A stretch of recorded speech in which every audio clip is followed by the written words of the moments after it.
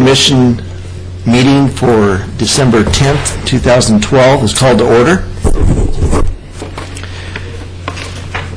First item of business is approval of minutes. We have two sets of meeting minutes to consider for adoption. The first one is for July 9th, 2012. I move to approve as written. Second. All right. Commissioner McGriff? Aye. Commissioner Mabey? Aye. Commissioner Espy? Aye. Commissioner Henkin? Aye. Chair Kidwell? Aye.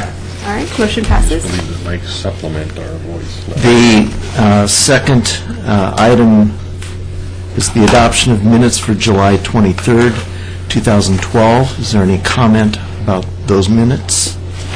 Yes, I have one minor correction on page 3 of 10, down near the bottom where I said something. What, are you disputing that you said that? No, I'm not disputing it. There's just one little word that's missing. That paragraph? Yes. Okay. I believe that I said that I thought it was not more pedestrian friendly, because this was dealing with the variance for the sign, I believe at the Oregon City Shopping Center.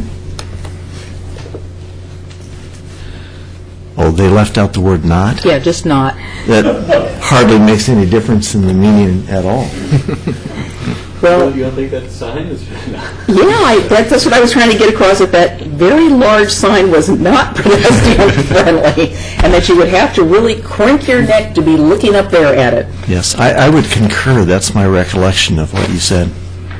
And I also noticed for the record that they took all the sign faces off recently, and now there are new ones back on, but there's a blank space, which I presume must be for Ross Dress for Less, but they're black and white now instead of the brown sort of mishmash colors. So I would move to approve as amended. Second? Commissioner McGriff? Aye. Commissioner Mabey? Aye. Commissioner Espy? Aye. Commissioner Henkin? Aye. Chair Kidwell? Aye. Motion passes. Okay, the next item for business is we have a request for continuance of the public hearing and 60-day extension of the 120-day deadline for land use application VR 12-03. Excuse me, Chair Kidwell, we do have a request for public comments as well. excuse for me. the yes. hearing. Public comment Yes. for items not on the agenda. Yes, we have a request to speak from William Gifford. Just jumped right ahead of that. I forgot.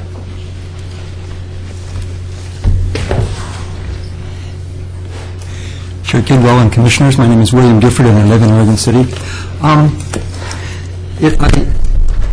take this opportunity because it's not directly related to another item on the agenda, but as I was going through the Red Soils Master Plan, I came upon a peculiar little symbol.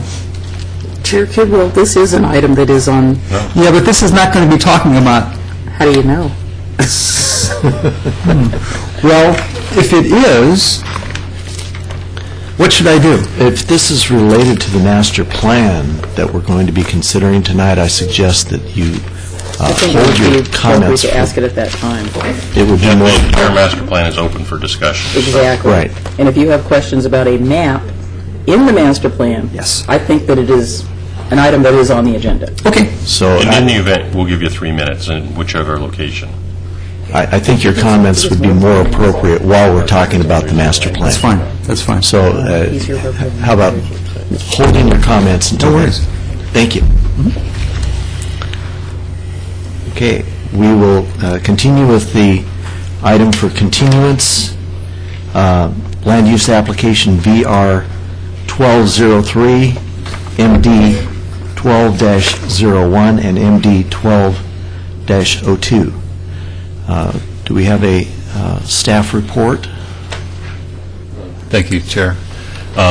As you've seen in the staff report, the applicant has requested a continuance of the public hearing to March 26, 2013.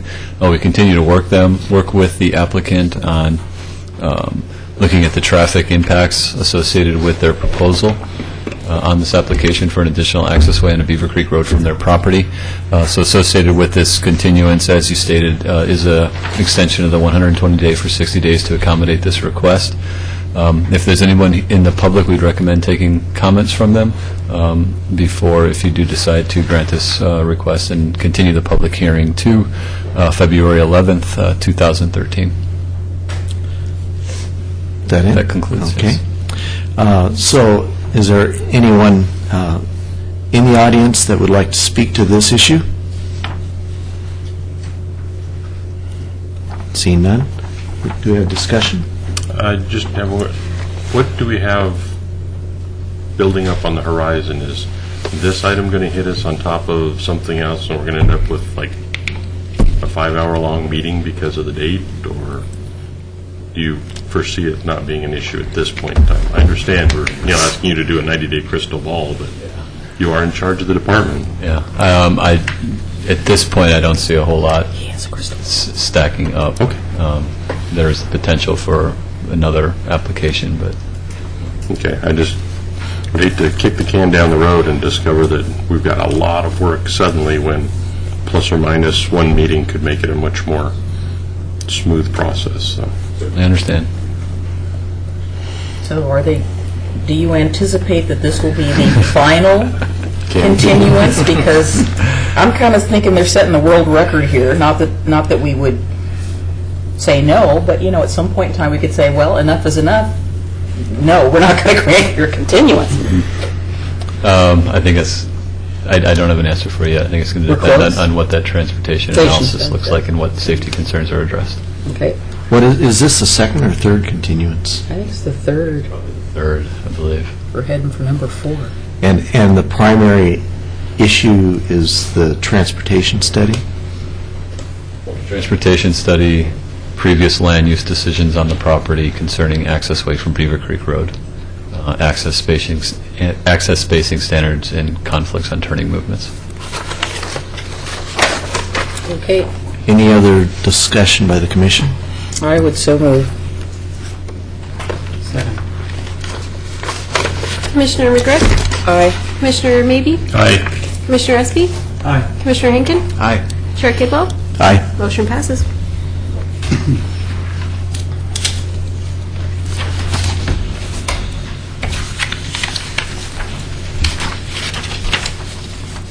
And now for the main event. Part one. In this corner? The next item on the agenda is the master plan CP 12-01.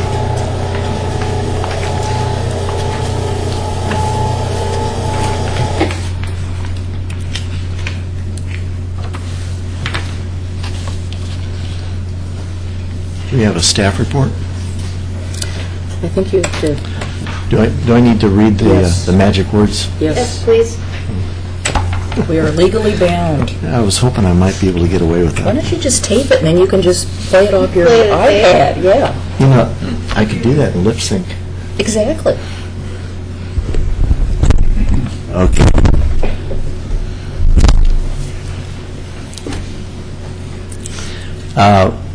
We have CP 1201 master plan being considered tonight. A staff report has been prepared for each application, and specifically for this one, and has been made available to the public 7 days before the public hearing. The staff report identifies the approval criteria that apply to each applicant's proposal. Staff has analyzed the criteria which are contained in the staff report. The quasi-judicial hearing procedure that the commission will follow is set out in state law and the Oregon City Municipal Code. The hearing procedure steps are shown on the chart on the wall. Anyone wishing to speak should fill out a speaker's card and give it to the planning staff before the hearing. Speakers will proceed in the order in which their card is received. You should fill out your address on the card so the city will be able to notify you of its final decision. For the public record, please begin all testimony stating your name, and the testimony and evidence should be directed toward the application approval criteria. If you believe other criteria apply in addition to those addressed in the staff report, identify and discuss those criteria and explain how and why you believe they apply to the application under consideration. A person may submit any written material while the public record is open on each application. Any written materials received by the city staff during the time period in which the record is open will be placed in the record.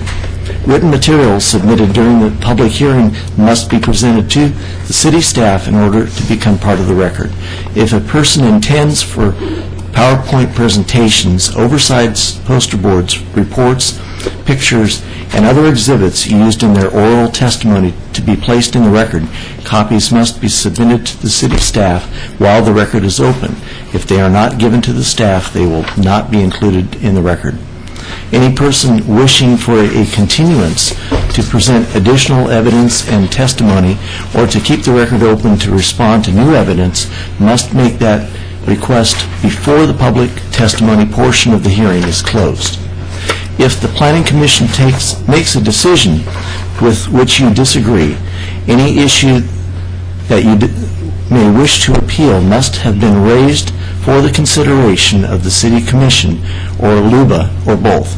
Without raising the issue on the record with sufficient specificity and accompanied by statements or evidence that the city and all parties can respond to, the evidence will not be deemed appealable to the State Land Use Board of Appeals. In addition, the failure of an applicant to raise constitutional or other issues relating to proposed conditions of approval with sufficient specificity to allow the local government or its designee to respond to the issue precludes any action for damages in circuit court. Now we will open the record for Oregon City File CP 1201 Master Plan. Does any commissioner have any ex parte contacts or conflicts of interest or bias, or any statement to declare? Has any commissioner visited the site? And for the record, any commissioners who have visited the site need to declare that you have done so. I visited the site. I have visited it, but not recently, and I also will say for the record that I am familiar with the applicant's representative's firm, but I'm not biased either for or against them in any way. I go to farmers market pretty regularly there. I'm pretty familiar with red soils and that site. I'm familiar with the site and the area, also go to the farmer's market. And as well, I'm familiar with the site, have been there on various occasions, but I don't have any specific bias to declare on this issue. Does the audience have any questions for any of the commissioners regarding their declarations? Okay. So you can begin with your report. Thank you very much. My name is Laura Turway. This is Kelly Moosberger, and we worked on the staff report for this application. Clackamas County submitted this application for their site up on the hilltop, commonly referred to as Red Soils. As you can see on the map, it is adjacent to a variety of zoning designations. Some of those uses within the zoning designations include residential to the west, assortment of commercial to the north and to the east, and then Hillendale Park to the south. This site originally received master plan approval in 2005. Just a little summary on the master plan is they broke the site into 3 distinct areas or rooms. The first 2 rooms, the front room and the living room, are the most northern portion of the site, and those uses and designs are more geared towards interacting with the public and pedestrians, so the buildings face the street more, different things like that. The back room, which is the southernmost portion of the site, was approved to be more of a utilitarian use. There's a conditional use Associated with that, there is an adult detention facility, a juvenile detention facility, a central utility plant back there as well.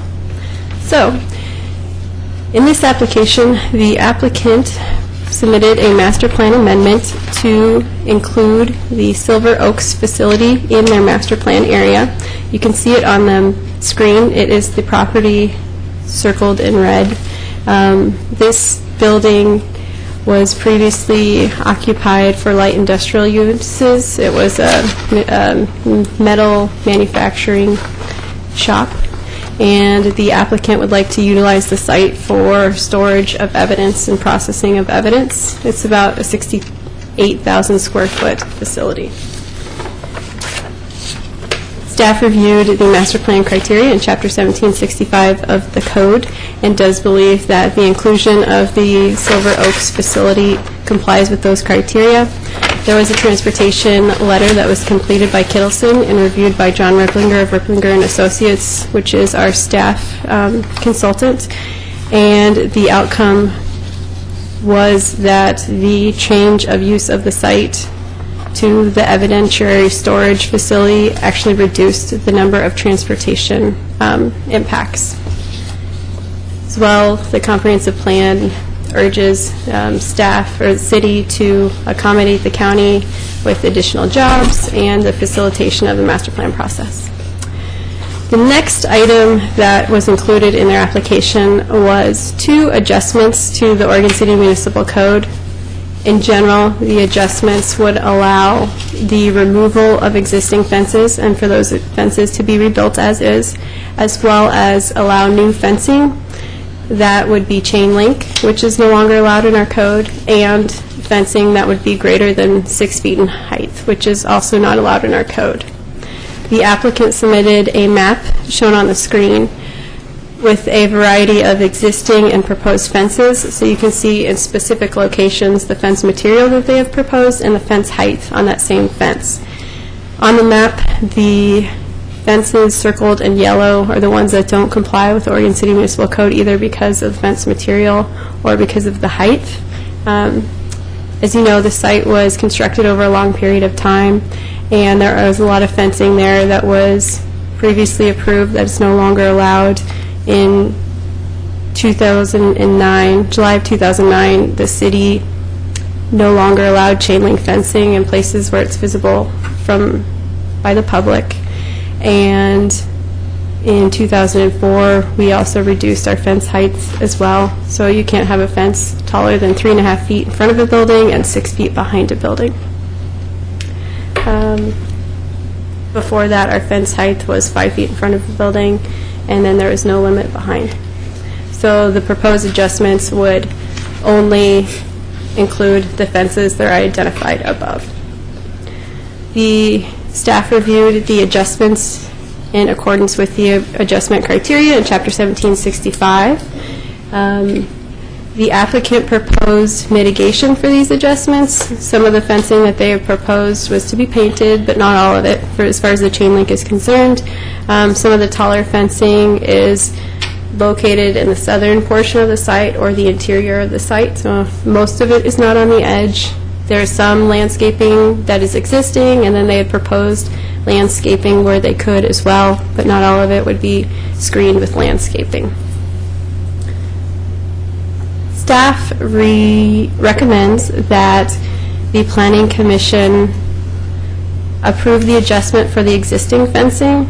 So that would mean if they have a fence that is broken and they want to remove it and replace it or something like that, then they wouldn't have to go through a non-conforming review because the requirement would be waived for existing fencing.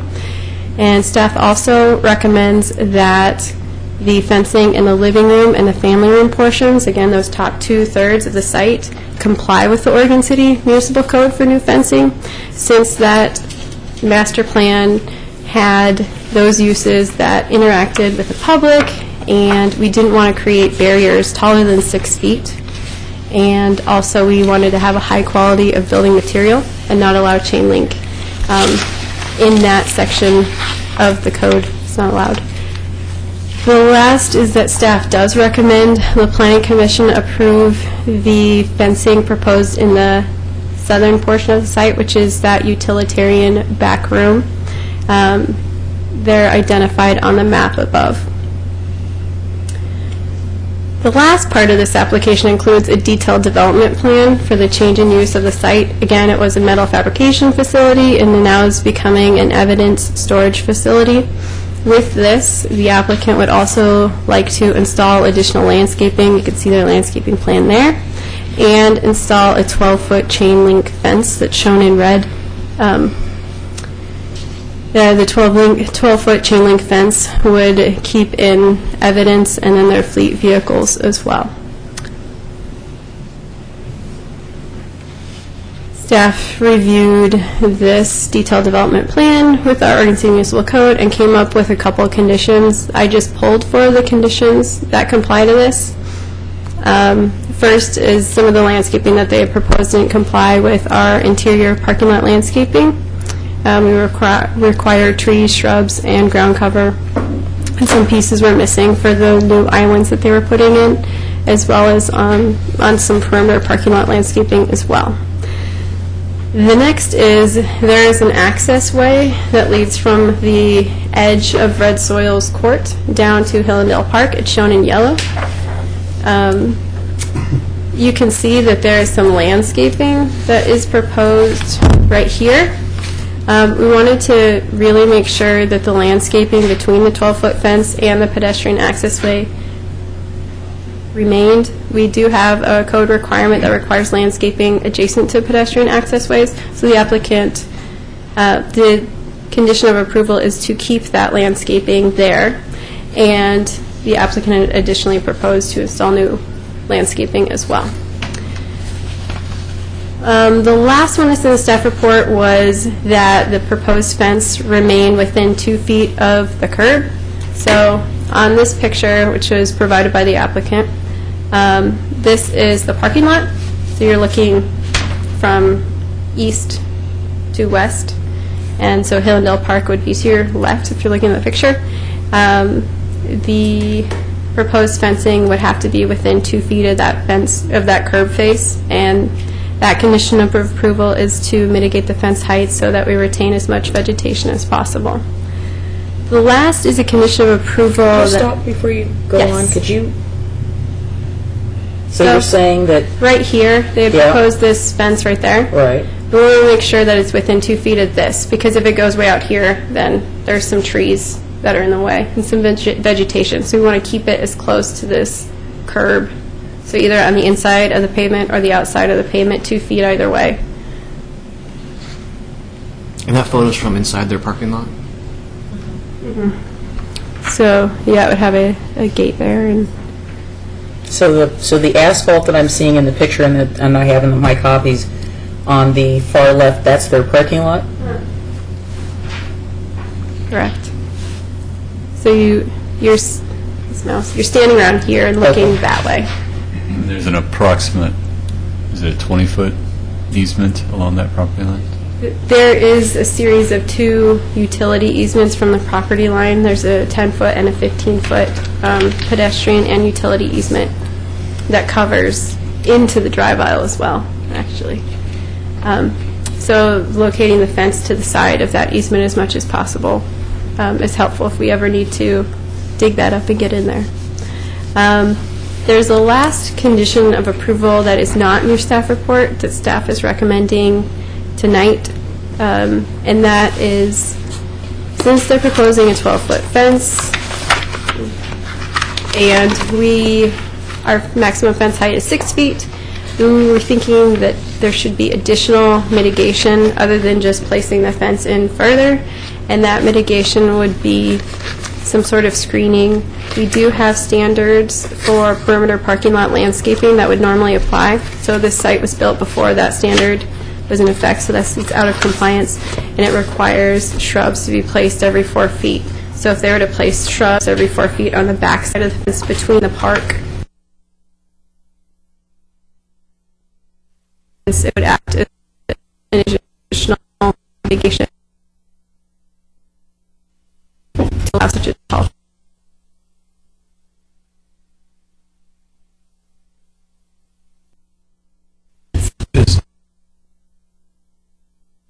The second is the additional information was provided. And then an email.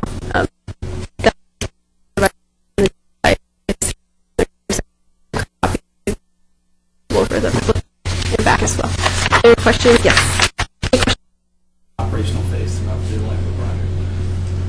Trees have a way of disappearing after, all is said and done in the approval process, and I'm concerned about that a little bit. We hope not. If they were to remove any trees, say after this application, then Chapter 17.41 is our tree removal mitigation. So dependent on the caliber of tree that they remove, there's a schedule for replacement. If it's dead, diseased, dying, or hazardous, and they have a letter from a certified arborist indicating so, then they can do a one-for-one replacement. It becomes a code enforcement issue. I think having an approved plan helps with that when it's brought to our attention in terms of the long-term maintenance. I know that sometimes there's conflicts with, especially with police facilities. They're concerned about people hiding out in the bushes and that kind of thing. And so they might want to have that kind of thing. So I guess it's might be a conflict between mitigation and safety. Right. So does this include a zone change on the property? It does not. The use that they proposed, the evidentiary storage, breaks down into mainly warehousing, which is a permitted use in the mixed-use employment zoning designation, and then the remainder would be an office use. So like the front counter people, and then the evidence, I don't know what you would call them, with the people who look at the evidence or package it, process it. Thank you. Yes. It's probably a better question for the applicant. But it breaks down into office and warehousing, which is both permitted uses in the zoning designation, but by far most of it's warehousing, which is why the traffic impact is so low. Okay. So this is primarily a development plan approval, not a zoning approval. Yeah, just to... In amending their master plan to include this property, the Silver Oaks facility. As it was. And then just change of use, landscaping and fence. Okay, then on that, if I may, just one more. I know that this is a change from the industrial use to an office use.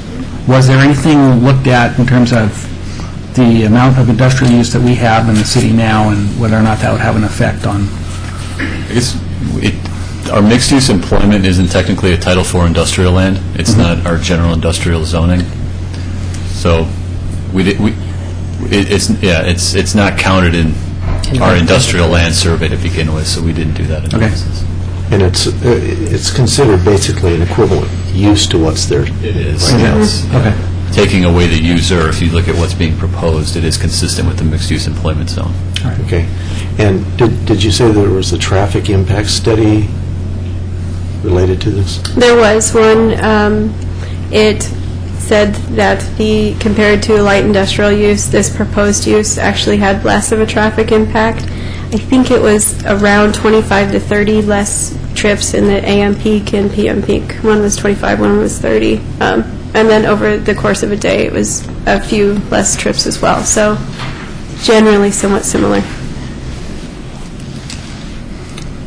Any other questions for the staff?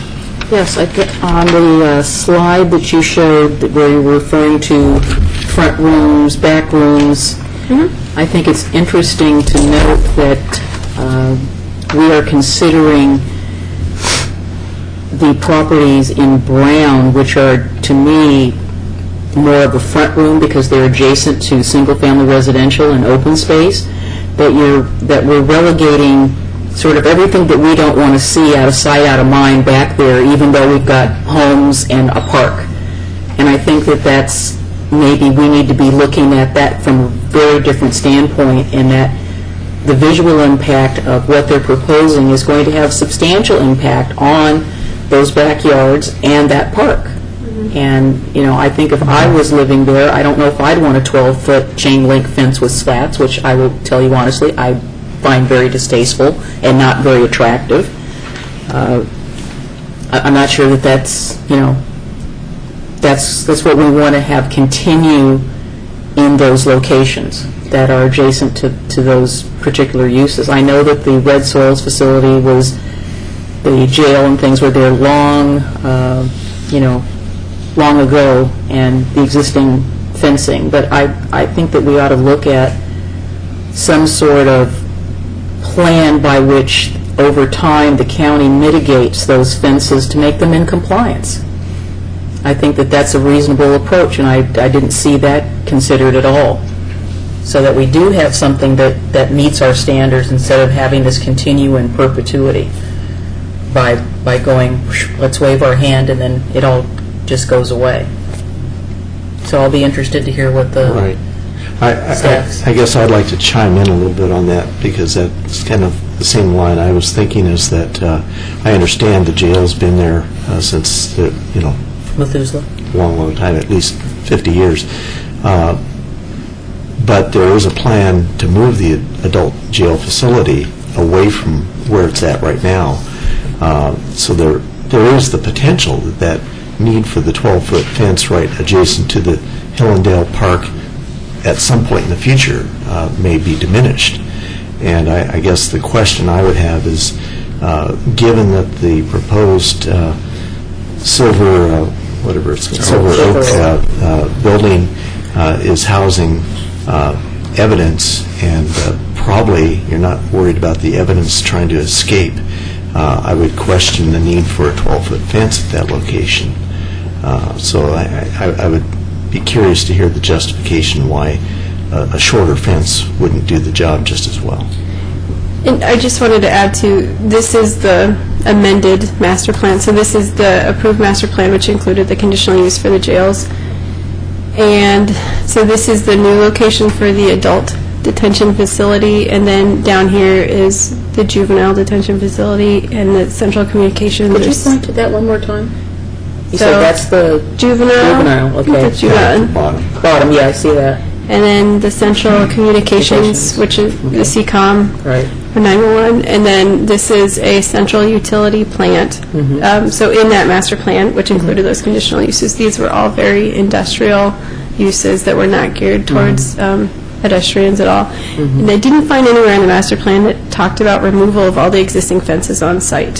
So the applicant can talk about that a little bit more. In their fence proposal that they had planned, it didn't talk about removal of all existing. Right. So- I guess I'm just speculating that at some point, if the adult jail facility moves farther away from the park, that may be a potential to reduce that fence impact. And I am real sensitive to the requirements of detention. I've worked on Inverness Jail for Multnomah County. I worked on the Multnomah County Juvenile Justice Complex as the architect on both of those facilities, so I'm very familiar with the requirements for security and detention.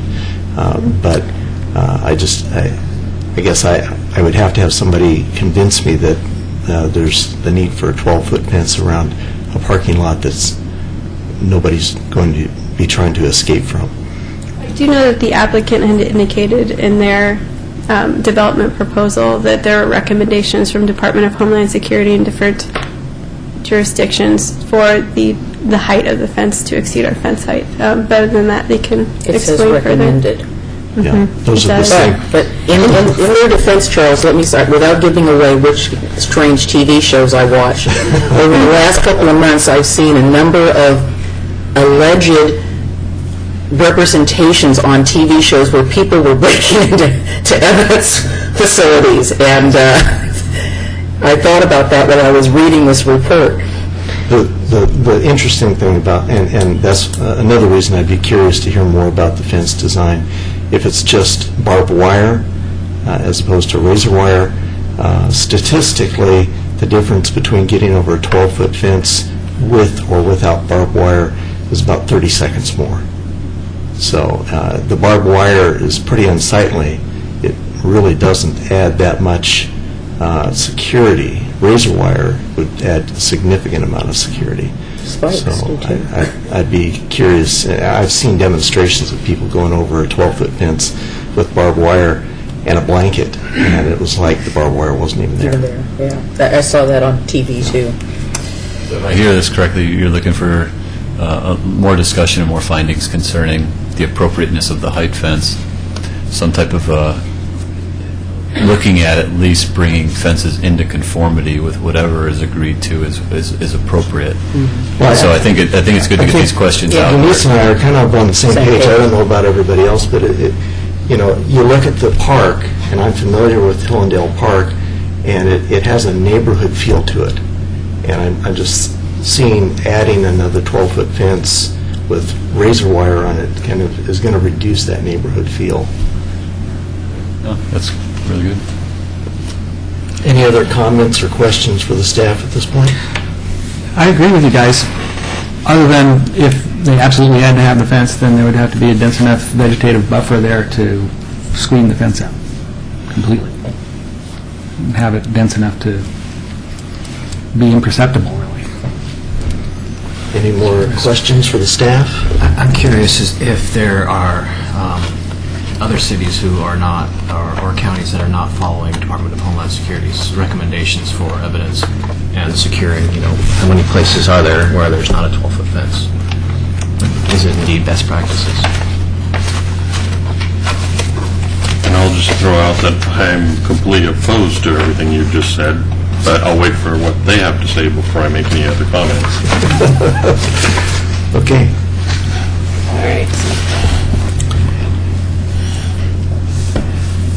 At this point, let's see, do we get the applicant Correct. next? Okay, so we'll hear from the applicant now.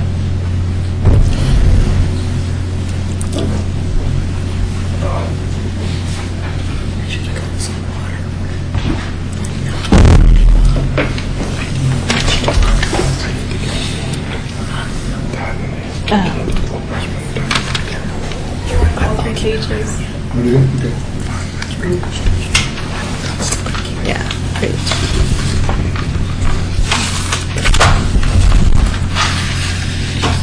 And how do I get back to the first one? It's forward and backward on the arrow keys.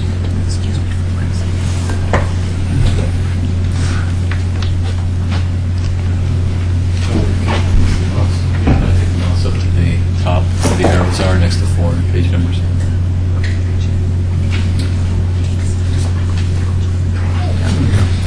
Don Eggleston, Sarah Architects, 338 Northwest 5th. Becky Epstein, Sarah Architects. First, I know this is a very controversial topic, and I can say that we've looked at a lot of different ways of dealing with the enclosure around the back of this building. And what we're proposing is a 12-foot high chain link fence without barbed wire on top. If we were to go lower, one of the things we looked at was if we go to 8 feet, then we have to have the barbed wire. Our feeling was a 4-foot high, solid-looking fence is a much better visual for the neighborhood and for the park than an 8-foot high with barbed wire or concertina wire on top of it. And I will say that one of the issues here is this is used for the CSI trucks that are part of evidence, and there's also evidence storage out there that follows a very strict chain of custody. So there are instances where the areas have been broken into and chain of custody removed, which has caused the loss of the ability to prosecute. So this is an issue that is, while very visual, we felt in the rendering you see behind you, when you see on your screen, is actually the 12-foot fence. So as you can see, in scale to the building from Hillendale Park, it's not that obtrusive. It's not this big looming wall that one may think about. And we certainly don't have any problem adding the landscaping in there to actually add an additional buffer to it. And you are correct. I mean, the jail has existed there since 1952, when this was the county poor farm. So there's a lot of history to the site, which we've been working with for the last 12 years on it. And this relates to the Silver Oaks building portion of the site. So I'll let Becky go into a little more of the detail around the site. Sure, and we also have another visual here. This is a fence in black. We also have another photograph with it in, where did it go? I think you need to use the cursor because I just missed the fence in black. It's kind of small. So in this picture, it's the same picture from before, just further back, but the fence is in a cream color to match the building. So it's a little visually, fades into the background against the building. So it's two options that we're proposing. Where's the black one? The first The picture. first picture, I'll go back to that one. Oh, that's black? Oh, okay. Yeah, this one. This is in black. 12-foot, and no barbed wire on I thought this. that was brown. Okay, never mind. So, we can see, this is one of the pictures that Laura showed. We would be close to the curb. We are proposing to be close to the curb. There is a 15-foot easement that's a utility and pedestrian easement that runs along the border with the park. And because of utilities that run in there, we would want to stay as close to the curb as possible. We have no problem putting shrubs in there that would screen, in this area that's still on our property, but to give a buffer between the fence, so for security reasons, people hiding in there or what have you. As you look around the corner, this is... Can you go back to that Sure. last picture? Just while you're... on the picture that's showing the parking lot edge there? Okay, yeah, this one. Yeah. Are you planning to have a concrete base for the length of the fence? For a 12-foot fence, it has to be engineered, and there would be a footing. You would see, a 12-inch. But the fence will actually go into the concrete, or? It would be on the grass side of the curb. Okay. So we would. He's asking for a concrete base along the whole length of the... Not along the whole length of the Not fence, along the only whole- at the supports. Only at the supports, okay.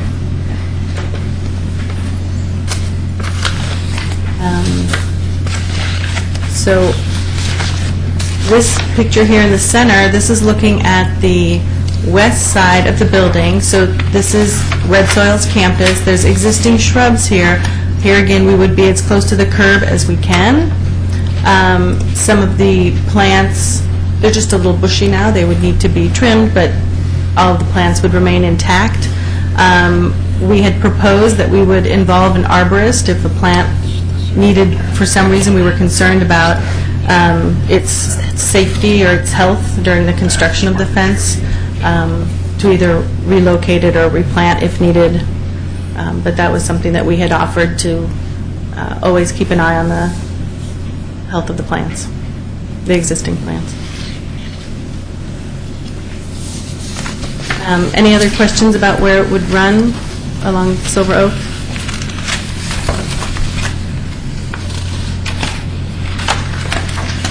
Okay.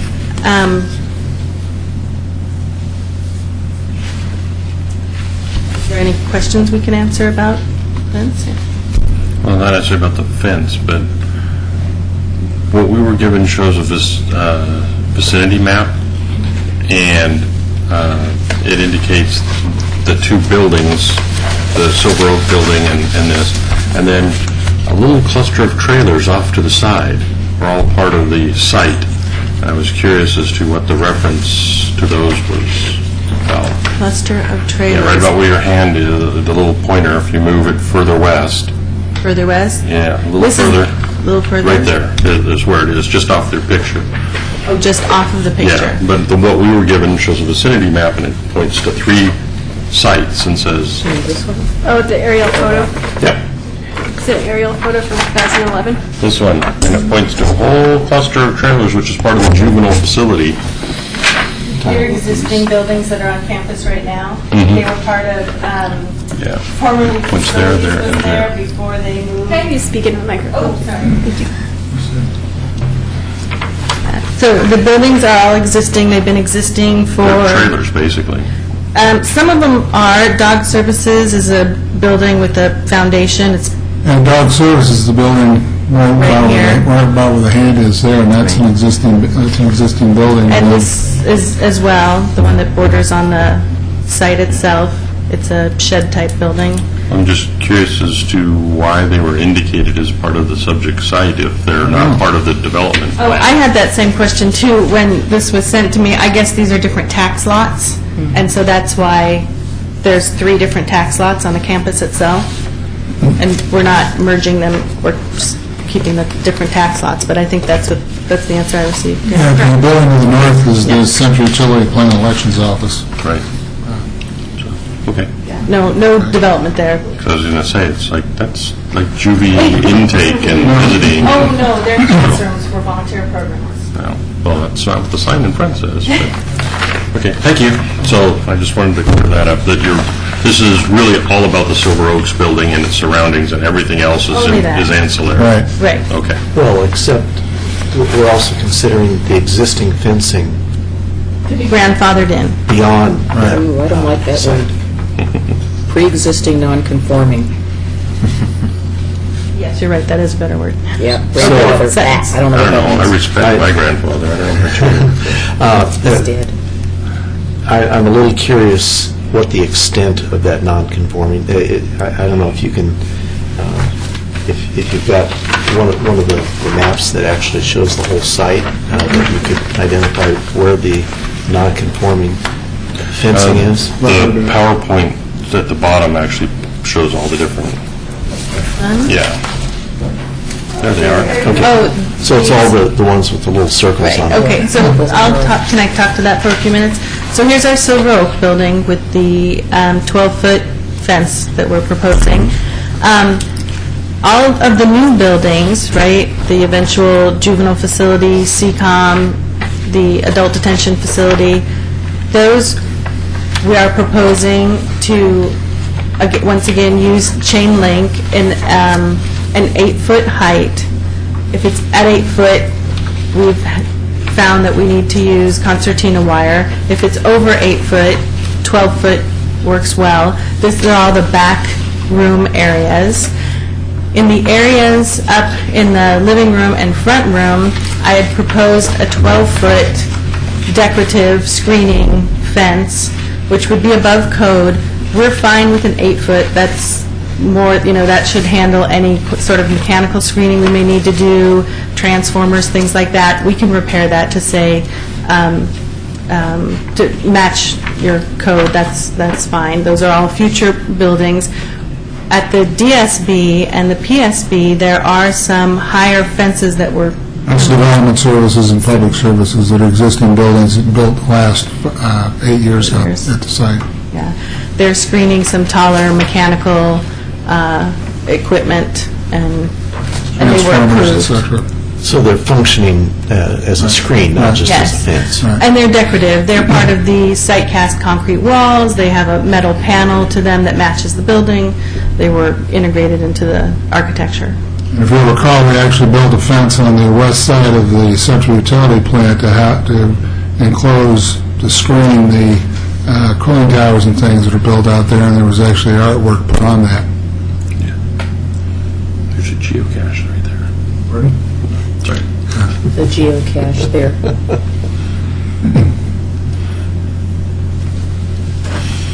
Did that answer your question? Yes. Are you done with your presentation? Are you taking questions? Are there other questions by the commission for the applicant? It isn't about fencing yet, but I had a question for you on page 7 of the submittal, where you say 1750-060 application requirements.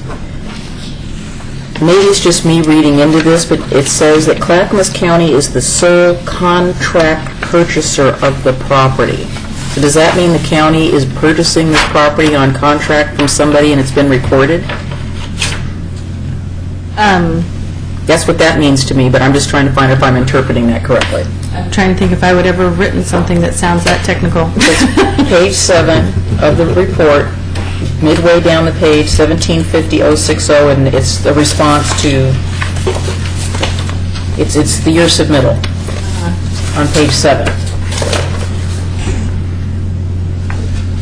They're the sole, I'm sorry, could you repeat your question? It says Clackamas County is the sole contract purchaser, and then it says, if you have questions, contact Lane Miller directly. So I tried, but we didn't connect with each other. Oh, that was about the trio. Right. That was just trying to get you guys copies of the trio. Yeah, it's in your submittal, it's not the city's submittal. It's, like I said, it's page 7 of the submittal. I'm just curious as to... Right, it's an email chain, actually, or, yeah, it's a letter. There was a trio that was submitted for each of the subject properties, the 3 tax lots that we referred to earlier, and they all identify Clackamas County as the owner. So I'm not sure what that language meant, but on the trio, it identified them as the owner. Okay. Because I know they didn't originally own it, somebody else owned it. So, okay, all right, well, somebody else has... If it appears on the trio, that would be the recorded. Yeah. Well, I saw that there was a recording document. It's just when I see a contract purchaser, I know many people who have purchased property, but they're buying it on contract, they're recorded. It says that somebody else actually still owns it, but they're making the payments and they pay all the taxes and all that good stuff. So, okay. You So might have an answer in the back here. I think I can answer this you have to come up, though, but it's fine. No, I'd rather have him answer. Clackamas County, I'm Mark Gonzalez, I'm the county's finance director, 2051 Kane Road. The Clackamas County has owned the property in general, the 60 acres that comprise our facilities master plan at Red Soils since 1930.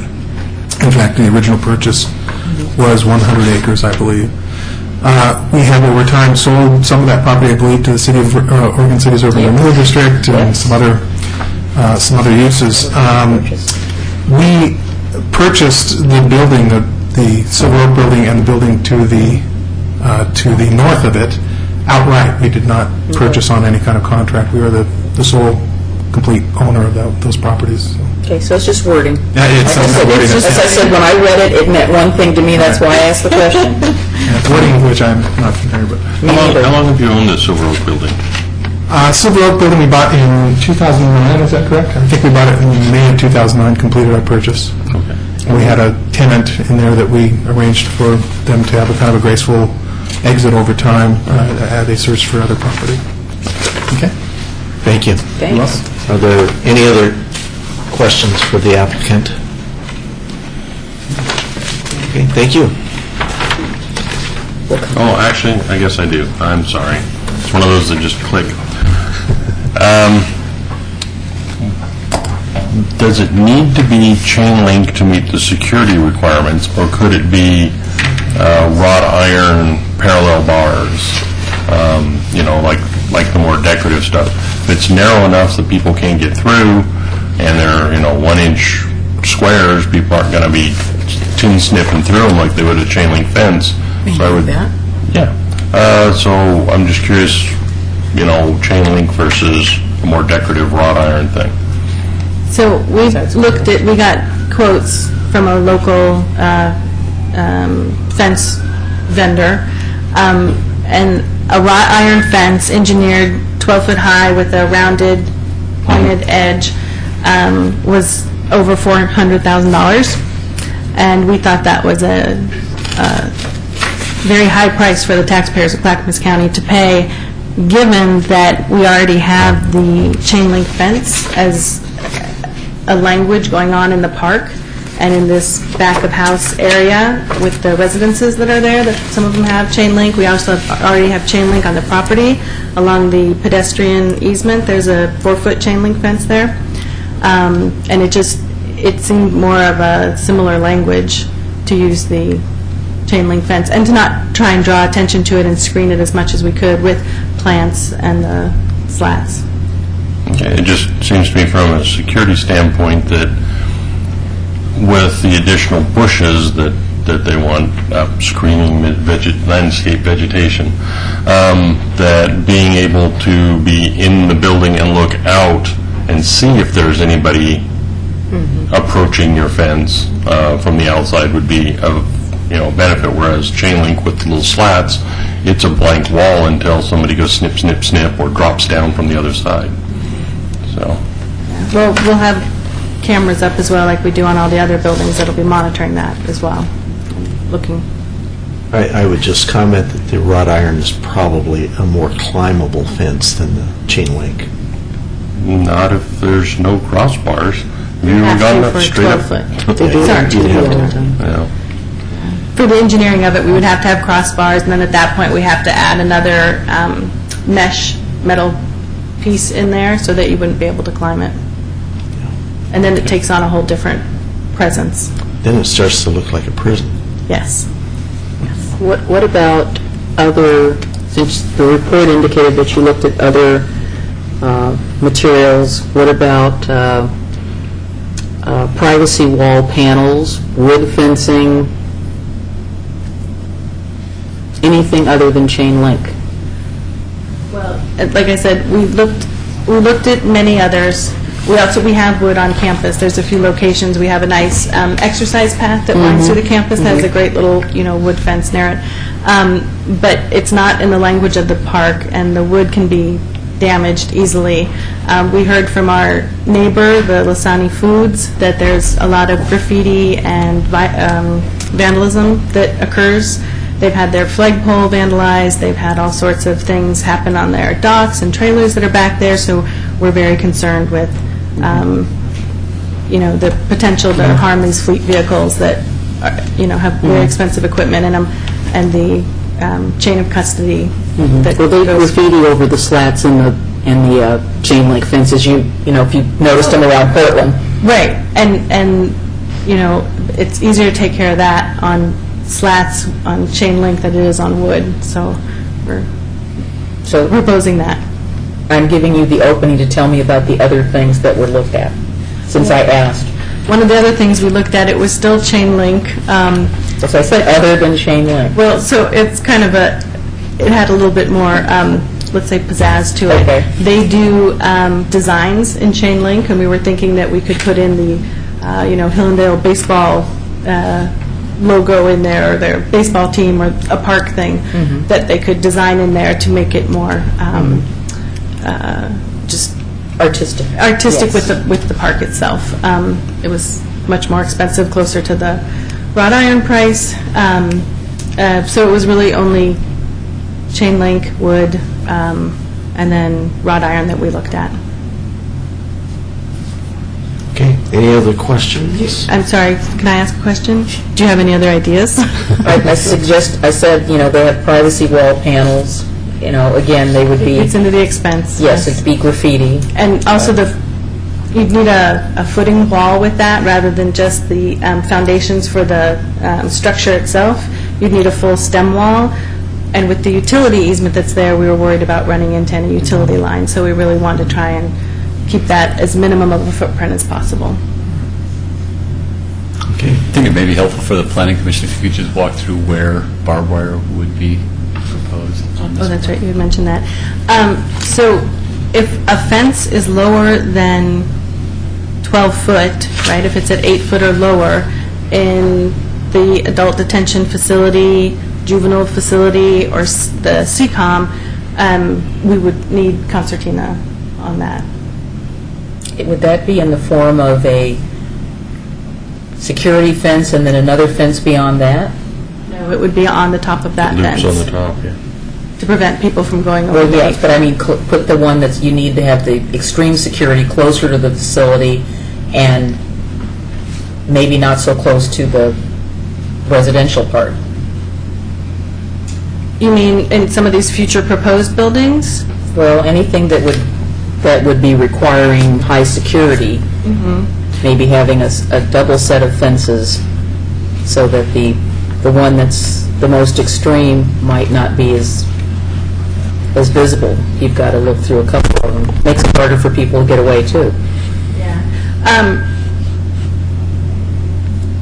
Yeah, I'm sure that we would entertain that. I mean, given the future state of the building. There's already an existing, can you see my mouse as I'm moving it? Okay. So running right here where the existing jail is, there is a 12-foot fence. I'm looking behind me for approval, 8 foot. 8 to 12 with barbed wire. With barbed wire. 8 to 12. Right, so that's existing, and I would assume that we would keep that there. Goes all the way around the jail. All the way around the jail, up this way, and then there's that other wood fence going in front of it, and then there's one of the creeks that go by, right, and lots of planting in there. I think there's a picture of it in the master plan as well, of that area. But that's an existing fence that we would leave in place. Okay. I think inside, so we could just maybe walk through these real quick. If you point to B, which is down by juvenile facility. Boy, that is real hard to see on our screen. I can't see it on my Oh, screen either. yeah. And I did the plan, you think I know where it is. Just a little bit too kind of north. If you go down to the bottom, where it says 66%, right next to it is the slideshow thing. You can click that and it'll bring it up yes, to a make it full-size slide. Yes, that would be, Or, that would be yeah, right better. there, click that. There we go. That's really good, yeah. Yeah, we can actually see So that. this, right, this would be, yeah, so we're showing here privacy fence with vehicle gates, 12-foot unpainted chain link, right? If it's 12-foot, no barbed wire. Concertina. Yeah, right, in the future. The plan you're seeing is all the build-out in the future, so it has the adult detention facility moving out of the existing adult detention facility area now. There are no juveniles detained on the site overnight. You just have the juvenile center there, because all the juveniles are detained at Donnelly Lawn. Right, and right now, that building with those functions exists right here. It's the Right. round one that's on your existing plan that you have. Same function. Just so the commission understands, so she demonstrated where B was. C just to the kind of north and east of that Right. is proposed to be 12-foot. Again, yeah, 12-foot, no Material concertina. slided painted chain link. Is that where all the Cs are, or just certain Cs? No, all the Cs would all be that Cs. way. Right, so there's one up here also by the future ADF along the... Okay, the this blue line. path. Yeah. Okay. We already talked about E, which is the existing 8 to 12-footer with barbed wire or razor wire around the existing facility. I'm going to jump down to J, which would be by the new adult facility, just to the, yep, right Right there. there, okay. Okay, that's a proposed 12-foot. And then K, Before we move from J, am I seeing a little red line or a pink line or something next to the J? J is pink, yeah. On the plans, it is color-coded pink. Okay, there was something right next to it, to the left of the J. Is that a fence? Yeah, that's the fence line of Okay. J. Oh, okay, all right. And then you have K, which would be privacy beds, but that would be 8-foot with barbed wire. So that would be the one fence that's identified for using Right. barbed wire in this plan. And again, you know, we wanted to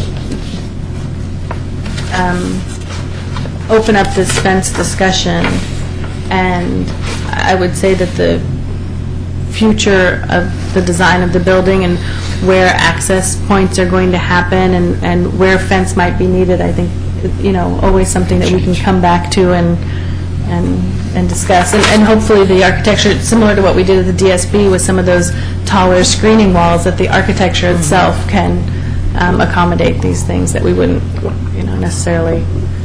So I know there's been a lot of concern in the community about the use of barbed wire on this facility. So you have a pre-existing non-conforming condition with the existing adult facility at the center, which does have the barbed wire on it. And really, in this proposal, they're proposing additional barbed wire at the K location, which is, you know, to be amended depending on what the design of the building is. The remainder of them, in order to use the barbed wire, was the 12-foot alternative. So, you know, in hearing the conversation so far, trying to identify where the issues are here and what the trade-offs are, what the opportunities may be, and then you know, you had a good point about, is there a long-term plan? Right. Since this is a long-term master And plan. I guess that was a question I had for you, Tony. We're looking at approving non-conforming fence that's already there, but that's based on existing conditions. If there's a new development plan in the future, I assume that they will come forward with a new fence plan. Well, I think what we're trying to do here, you're going to remember this is over a 20-year horizon, so this is the ultimate build-out if the plan is implemented in that time, because you would be moving the adult facility, you'd be moving juvenile down there, and so, you know, there's two ways to address the code. One would be through a non-conforming use decision and determining if it was pre-existing legal, and then you get into some issues of trying to replace it or whatnot. And then through our master plan process, we do have this adjustment section, which does allow you to amend sections of the code. So those are really the two ways to address a pre-existing non-conforming type of situation.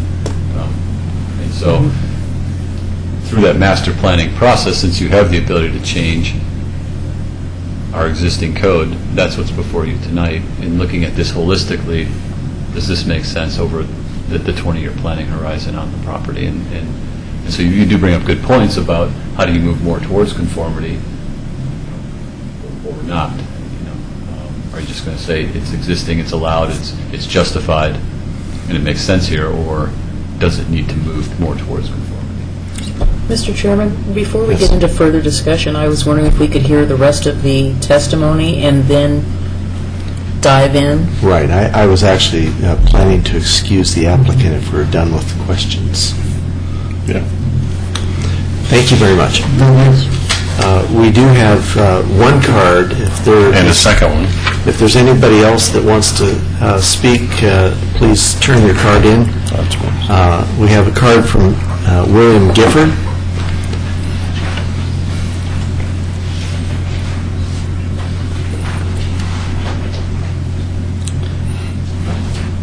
And just a point of order, are you representing yourself as an individual or a neighborhood organization?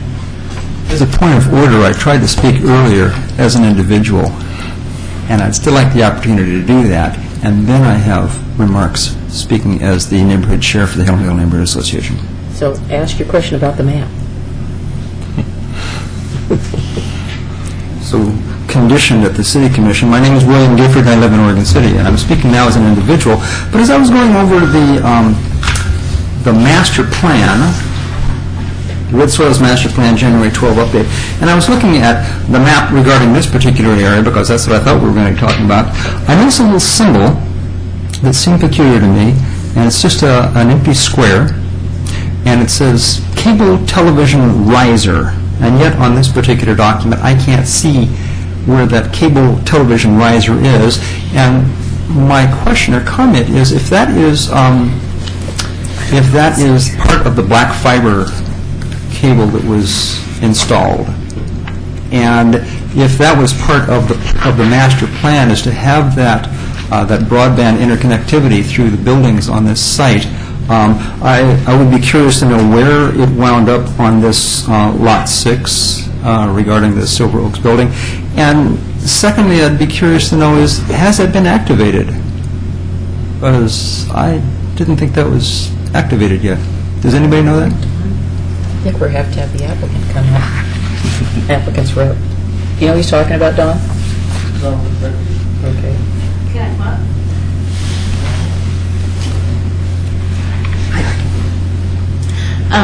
So this is a... Can you state your name for the record again? Oh, Becky Epstein, Sarah Architects, 338 Northwest. So he's referring to the survey that was done by our civil engineer. It's existing utilities that are out on the Silver Oak site. I don't even know if it's live. They just document that it's there. They try and make sure of what it is, if it's sewer or stormwater or cable TV, but it's not part of the Red Soils site. So there is no broadband service to this building? That I know of? No. County has its own IT. If there is service, we're not using it. I think that might answer that. Thank you. I guess a quick question for the applicant. Is it possible that the previous tenant had broadband brought in to service their needs outside of the county's knowledge? I'm sure. All the utilities were brought in by the previous owner of the building. So My question is particularly regarding the broadband that the county was going to be laying down in Oregon City. right. That I heard that there was a stop work order on. I didn't know if that had been... It got resolved, didn't it, Tom? Oh, okay, sorry. So I Not I related. think the answer to your question is we can't answer your question tonight. Thank you. Did you have any other comments to make as an individual? Oh, I bet I do, but I'm not going to make any right now. Okay. Well, I'm glad that this conversation unfolded the way it did, because I learned a lot more. Excuse me, now, are you speaking as Now, a let neighborhood me representative? speak as the neighborhood chair of the Hillendale Neighborhood Association. We have had a number of meetings discussing the issues, and the bottom line is, we don't like chain link fence. I thought Commissioner McGriff's comment about this being the back room to the county is apropos, because it's our front room. I mean, this abuts one of our favorite parks. And I think that the issues that we came down to are two. One is efficacy, and another is aesthetics. The efficacy of having a 12-foot fence is still questionable in our minds. There's been reference made to Homeland Security recommendations. I've not seen those recommendations. I don't know if those are available somewhere, other than just the statement that there are Homeland Security recommendations and local and state law enforcement recommendations. I don't know that they were part of the record anywhere as to what specifically those recommendations are. But I think rather than saying we're doing this because of some recommendations, I think it would be good to justify exactly what those recommendations are. I am aware, and I will not mention the name of the community just for their own security, of another community that recently installed an evidence storage facility. And the way they made it secure was by not advertising it. There are no signs anywhere, there's no fences around it, there's no windows, it's just a blank building. And it raises no suspicion whatsoever. I'm not suggesting that we could probably get away with that. 68,000 square feet of something is suspicious right away. I mean, if someone was looking for something suspicious. That's a lot of evidence. We're not opposed, the neighborhood is not opposed whatsoever to having this facility in our neighborhood, as long as it's understood that it's our neighborhood. The entire campus is within the boundaries of the neighborhood association. It's probably an efficient use of our county's money to have that storage consolidated. I like that we all like the fact that it's going to reduce number of trips and so on. So that's a good thing, and we're certainly not opposed to that. What particularly we're opposed to is a 12-foot fence, basically of any kind. When I mentioned efficacy, and I think it was you, Chair Kidwell, that mentioned about people getting out. I don't think that that's the issue. I think possibly it's more a concern of people getting in, and if that's the case, and I think it was Commissioner Maybe that pointed out a pair of tin snips can get through a chain link fence pretty easily. It was also pointed out that there will be cameras on the facility, on the site. And if there's cameras on it anyway, I'm expecting there aren't going to be guard towers or anything, but it's going to be watched anyway. All that chain link fence is going to be doing is slowing people down. If someone is determined to get in there anyway, you're not going to stop them from getting in there, regardless of what you put up. If you put a brick wall up, I mean, they could blow that down. There's ways of getting in there, so all this is a deterrent. And after we discussed it as a neighborhood, the conclusion we came up with is we could use, but I don't know the landscape term for it. But I'll give you some examples, and you can put some words to it, I'm sure. Something like holly trees, or blackberry bushes, or brambles, or thorns, or even Oregon grapes, something with very sticky, tightly compacted. There's not a lot of people that try to get through blackberry bushes. I mean, other than with a large piece of plywood to go berry picking. But it seems to me as though there could be some vegetative barrier put up that would be a stronger deterrent than a chain link fence. Chain link fence is pretty much there, and it's going to have to be screened with some vegetation anyway. If the fence has to go in, and we would certainly encourage that it not go in. The screening, the staff's recommendation of shrubs is, as Mr. I will say Koppel they use the pointed word out. shrubs, they use landscaping. Well, no, I believe Tony used the word shrub and said it's not going to be a 3-foot shrub. I think we just wanted to make sure that we captured the intent. My suspicion is it's also not going to be a 12-foot shrub. I think that gets beyond the definition of what a shrub is. Some possible suggestions are, and I mentioned to Ms. Turway that vines are a nice thing as well. You know, the vines could crawl up to 12 feet and make it just a nice living wall, as it were. Singer Hill, I think, has done some marvelous things with vertical gardens. There are very attractive ways of screening things other than just shrubs. My suspicion is a chain link fence, even with slats, can be cut through easily. If somebody used to get in and do some damage or take something out, that's not going to stop it. If it's 12 feet high, you know, or even 8 feet high, razor wire, if I were trying to break in, I wouldn't try to go over the top of razor wire. I'd just cut underneath it. And it sounds as though they're not planning on any concrete base underneath it, so a little shovel in a few minutes' time, it seems to me as though you could barely win. I'm not trying to come up with ideas to get in. I'm trying to point out the fact that it wouldn't be difficult to breach that type of security. And then the counter is, oh, well, we've got cameras on it. Well, if you've got cameras on it, I think it even further begs the question is why have a chain link fence? So those are the two issues that we bring up. Is efficacy, is how efficient, you know, would that be as a deterrent to entry into that property? We don't think it would be that efficient. And secondly is the aesthetics of it. Oh, and if the issue was cost, is why we're not having wrought iron or something more decorative, I would certainly think that plants would be less expensive even than a chain link fence.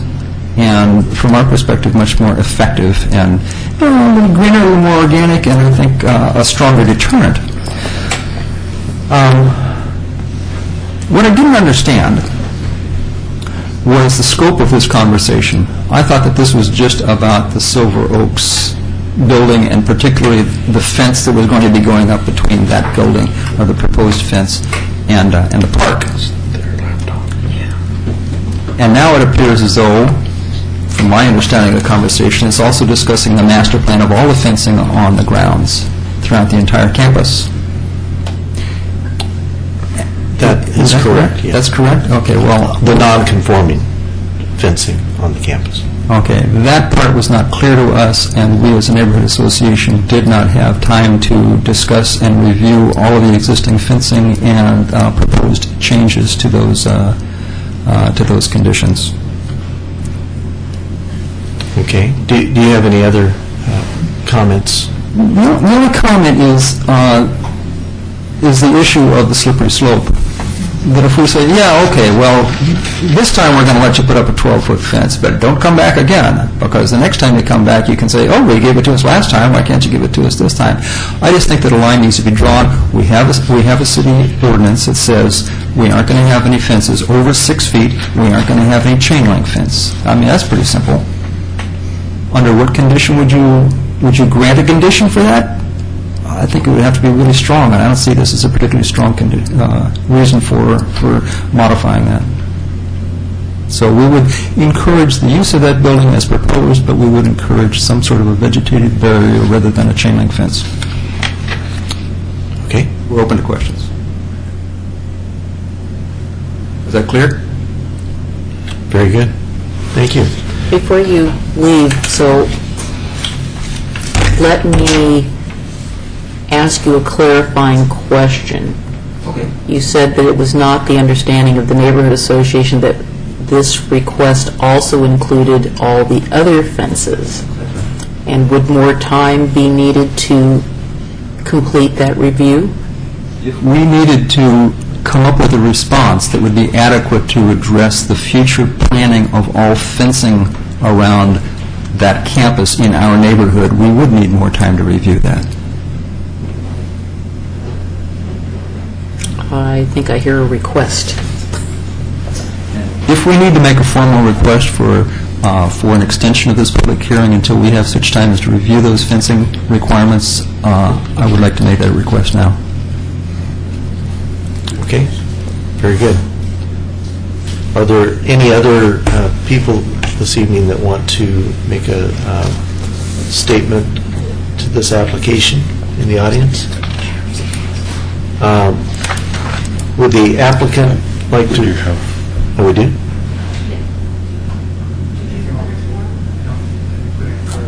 Oh, you can fill it out later.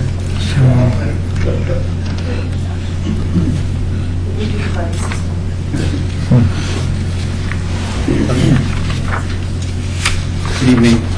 I'm Lieutenant Don Howard with the Clackamas County Sheriff's Office, 9101 Sunnybrook Boulevard.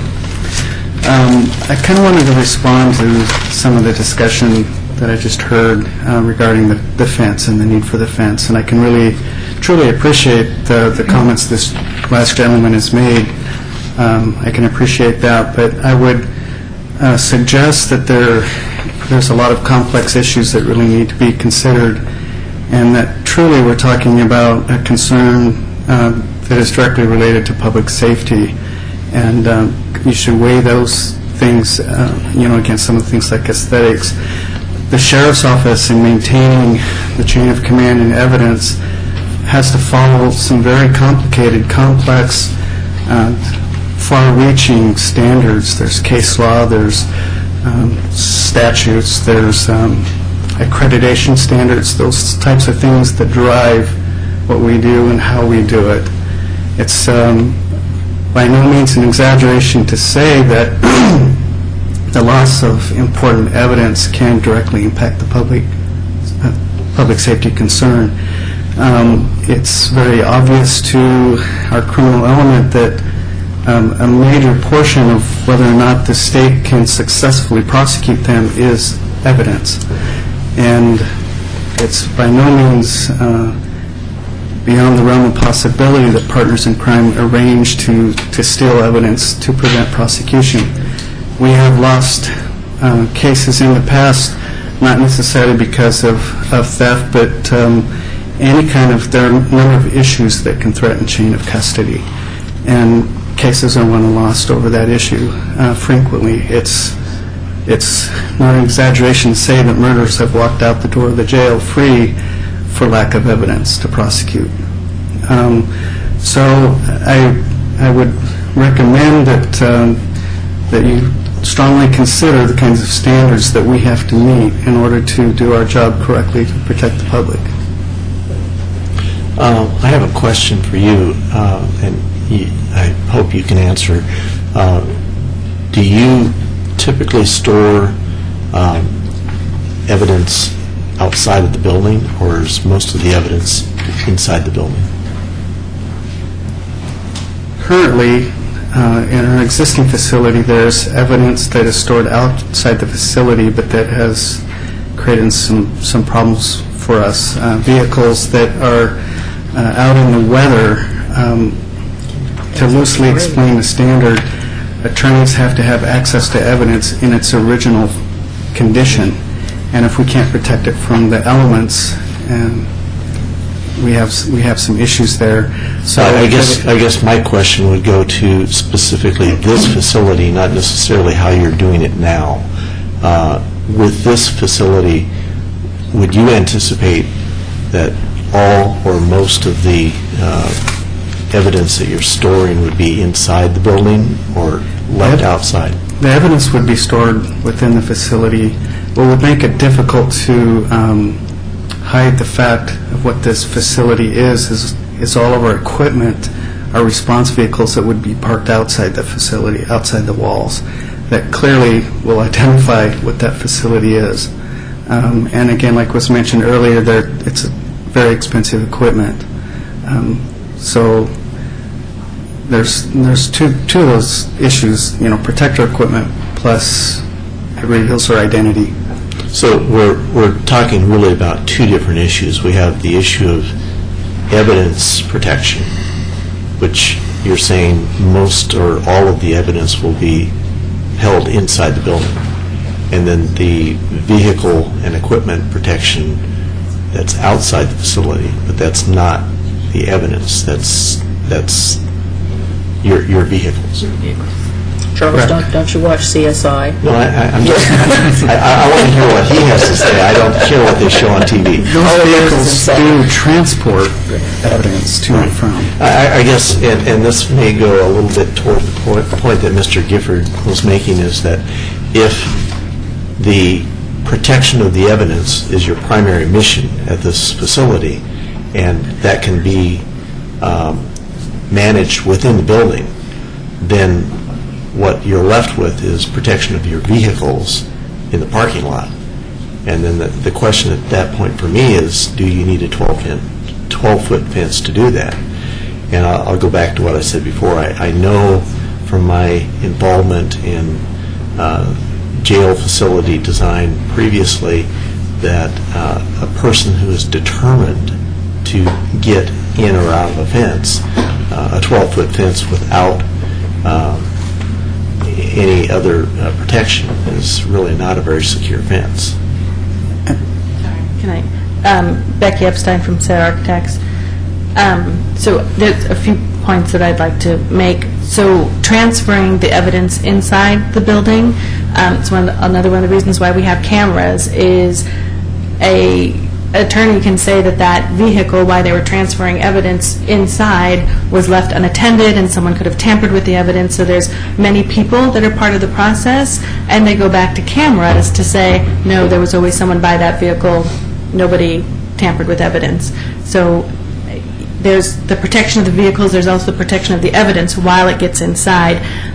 We have peak seasons with boats and other sea vehicles that we have to bring in, and as we queue them up to bring them inside, they will be stored outside before they go inside, and they need to be protected. And then there's, as you were saying, as we spoke about, there's also the protection of the fleet vehicles with this equipment in it. Another potential tenant of this building, it's 68,000 square feet, evidence is one of them, state records, which is currently just off of Red Soils Court in a leased space, will be moved into this building as well. That's all the personal records of everyone in the county and the state courts, which is another reason why we're trying to protect the building from breaking in and having those kind of things be tampered with, as we had heard from our neighbor where vandalism is occurring into his facility. Is another one of the reasons why we felt the need to put up this type of fence. I guess the reason I was asking those questions is because it occurs to me there may be a middle ground where you could have a taller, more secure fence closer to the building, and perhaps the fence between the parking lot and the park may be a shorter, less ominous fence. You know, with the drive aisle in there and the turning radiuses for things to get out, I think that would be, it would cost more in automatic gates and kind of disrupt the traffic flow in and out of there to bring them in closer. And then also, we've been mentioning Homeland Security a lot, and so with state records, yes, that is a concern. I'm not familiar if Homeland Security has things for state records. I'm sure they do, but our issue is really getting accredited. There's a national accreditation for evidence facilities that requires a 12-foot fence that currently we don't have at our facility where they're located right now behind the jail. But it's a national accreditation governing body that does that. It has nothing to do with Homeland Security. Does the commission have any other questions? Have you thought about, that building is huge, have you thought about putting the vehicles with the expensive equipment inside the building where it would be even more secure? That works until they have 27 impounded cars and they don't have any place to park them, and now they park them outside where there's not even a fence. So It would be considered a parking garage, and there's a lot of mechanical requirements that you need for that.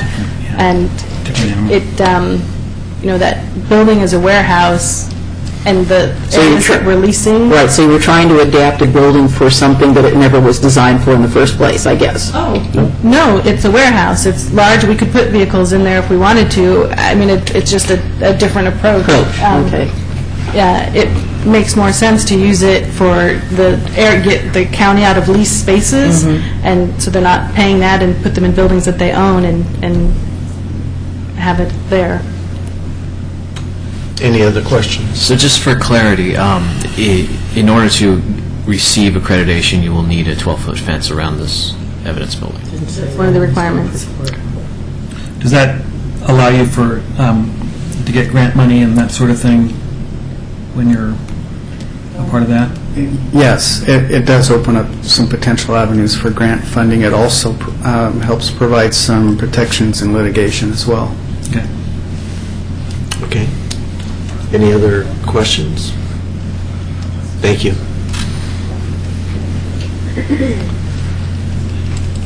Do we have anybody else to testify?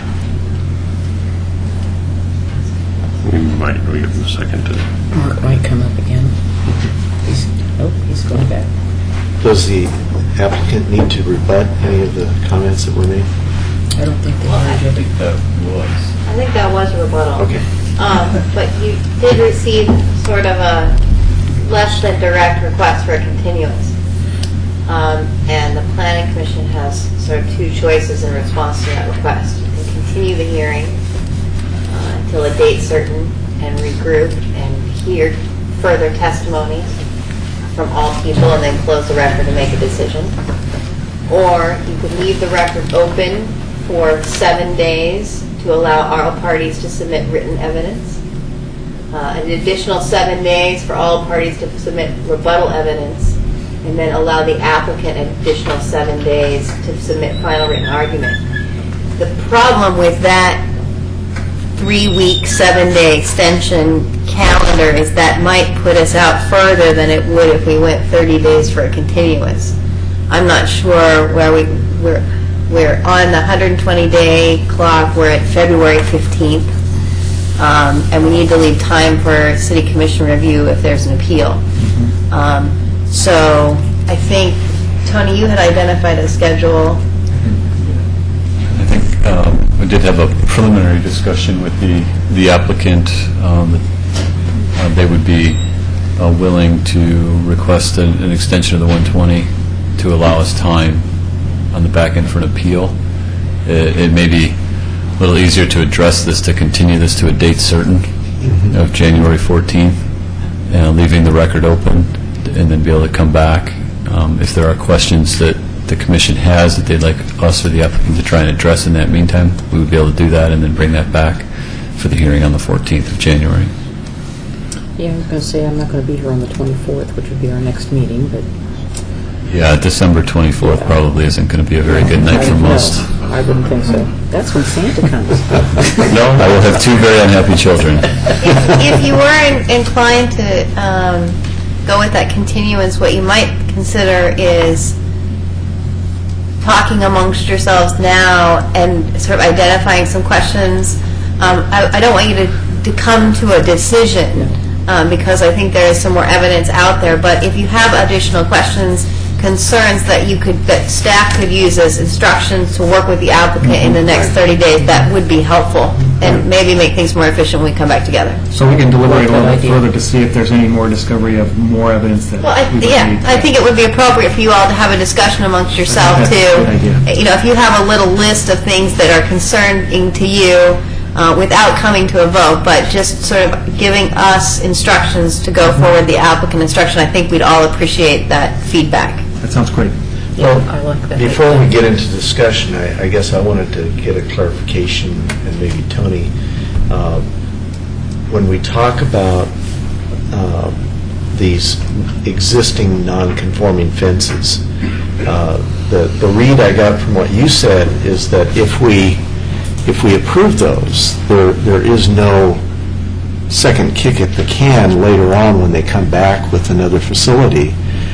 So when they come back with the adult facility, let's say it's 8 years from now or whenever, we don't get to talk about the fence because we've already said it's okay right now. Correct. The intent of the master plan through specifically the code. So when you do a master plan, 20-year master plan, during that 20 years, you're entitled to the code under which you were approved. It's almost like a safe harbors, so that in 10 years, if we drastically change the code, the applicant has some surety of what they are agreeing to. And so it'd be very similar to this on, we're essentially adjusting the code as it addresses fence height, and so that they would be able to utilize that in their long-range planning, financing, and design of the Okay, site. so yes, that is correct. basically, we're saying whatever we agree to at this point is, that's what it is.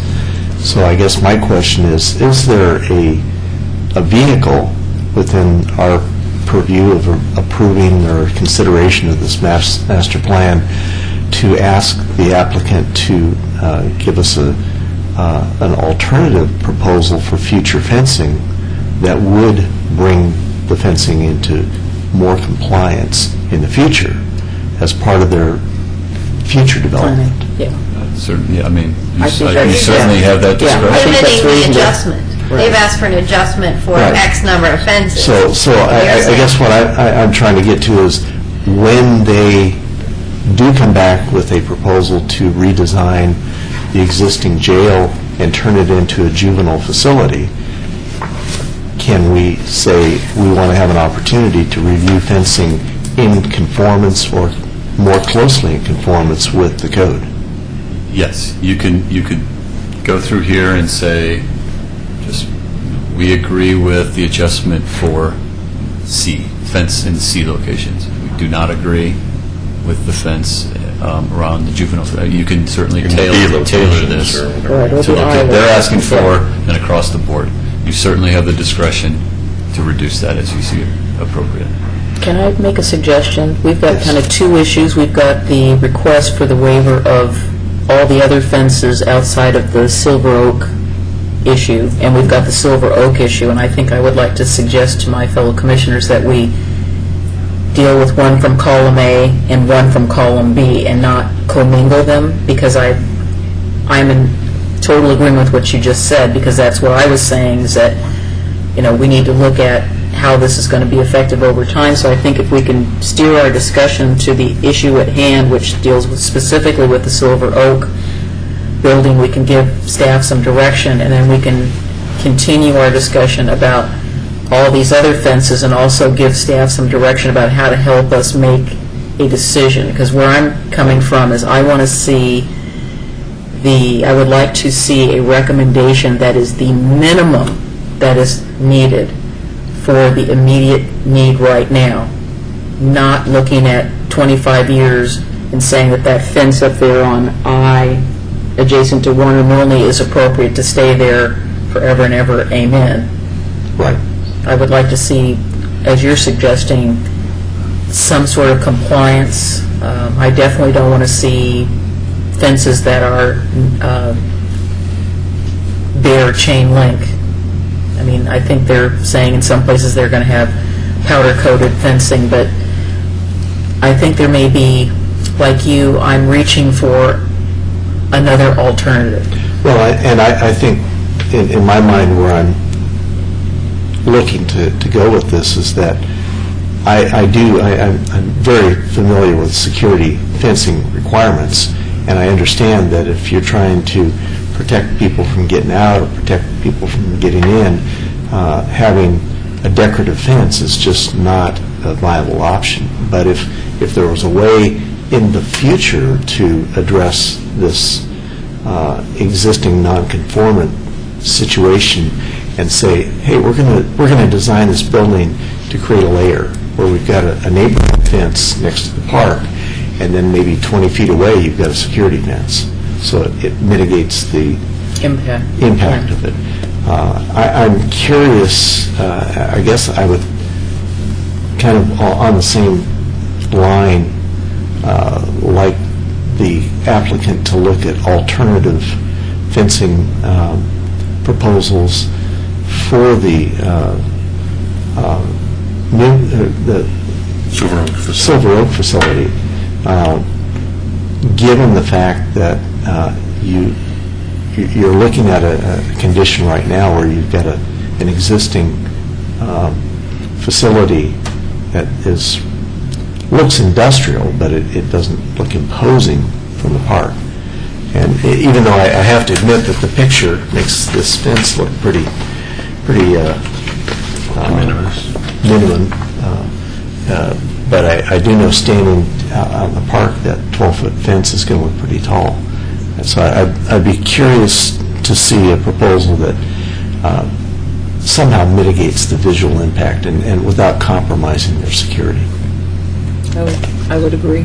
So if I'm hearing from two, I don't know if anybody else would like to chime in before I kind of summarize what I'm kind of hearing. What do you Or guys if you'd like me to summarize what I'm hearing first, and you can decide if you agree. I definitely like the separation of the two. I mean, I have a better grasp of this facility, but, and especially the immediacy of deciding on it, but not so much the others. And I think it would be good to be allowed to weigh in later.